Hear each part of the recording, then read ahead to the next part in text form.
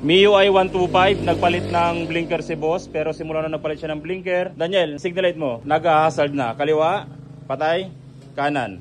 Kung sakaling ganito yung problema ng inyong motor, nagpalit kayo ng LED sa inyong signal light ng kaliwat kanan at nag-hazard, ganito lang yung dapat yung gawin. Alisin nyo yung cover sa taas. Pagkatapos nyo maalis yung cover sa taas, hanapin nyo yung indicator ng ating signal light. Ito yon, tanggalin nyo. Ang gagawin natin dito, puputulin natin yung dalawang wire. Pagkatapos nating maputol yung dalawang wire, ang gagawin natin, yung isang wire ng ating socket ng signal light indicator, ilalagay natin sa black wire ng ating motor. Pagkatapos nating mailagay yung isang wire sa black wire ng ating motor, kailangan naman natin dito ng dalawang diode. So kung mapapansin nyo, sa diode meron siyang silver marking. Ang gagawin natin dito, pagsasamahin natin yung dalawang may silver marking. Pagkatapos natin mapagsama yan, yung dalawang walang silver marking, ilalagay natin dito sa dalawang wire na pinutol natin. Wala naman itong baliktaran, pwedeng ganyan or pwedeng ganito. Pagkatapos natin mailagay yung dalawang diode sa pinutol natin na wire, yung pinagsama nating silver marking, dito naman natin siya ilalagay sa isa pang wire ng ating peanut bulb socket. Pagkatapos natin mailagay yung pinagsama nating dalawang silver marking sa ating peanut bulb socket, isaulin na natin. Pagkatapos niyan, testing na natin. Daniel, signal light sa kaliwa.